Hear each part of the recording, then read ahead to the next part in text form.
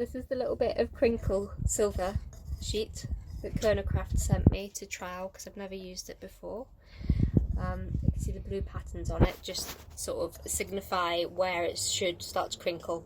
And the difference is with this stuff, you heat it once and it should start to reticulate and crinkle straight away, so you don't have to do the sort of 10 plus annealings with the heating and cooling and cleaning over and over and over again. You're just ready to heat it.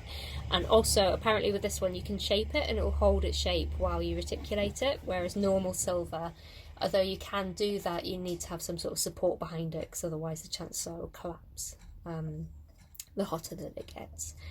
So I'm going to do this piece flat just because I've never used it before, and also so it's more of a direct comparison to the other pieces that we've done. And like I say, in theory all I need to do is point the blowtorch at it and we'll see what happens. Just going to start applying some heat and we'll see what happens. So this is got a layer of fine silver on the surface, and the rest of it is called reticulation silver, so it's got a higher copper content than sterling. But when you add the fine silver layer and the reticulation silver layer together, they come out at still hallmarking quality. So that's sort of the selling point to this, because normal reticulation silver, which we discussed at the beginning of this month, is not able to be hallmarked.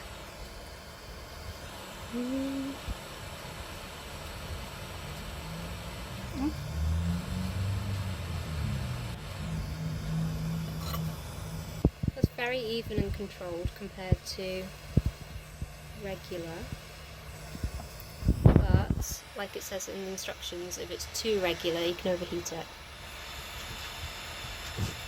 So I'm just going to push it a little bit further, just so it's not quite as regular, but we've still got the texture.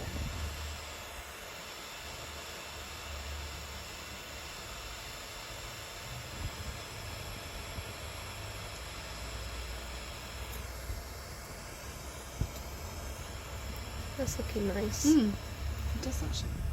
One of the other things it said, if you overheat it till it turns liquid, you can poke it with a soldering pick to move the metal even more. The only thing is my soldering pick's filthy. We'll give it a go.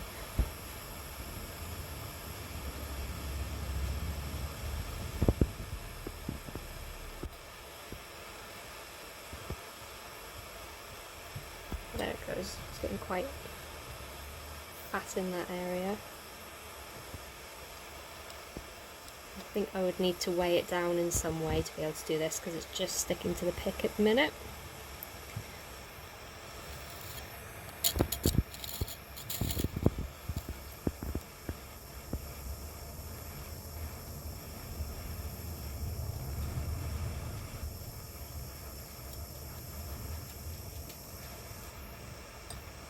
I'm not quick enough. So this is the little piece of crinkle sheet that Kernowcraft sent, and it went Really quickly. really quickly. Seconds, yeah. Really quickly, seconds, uniform, so there was none of this mucking around with, you know, the 7, 10, 12 annealings, heating, cooling, cleaning, scrubbing with brushes, all that sort of stuff. And this is made of the reticulation silver, which is about 80% silver, 20% copper, so it's got a much higher copper content than normal sterling. Yeah. And it's reticulation silver that you can get the really deep textures.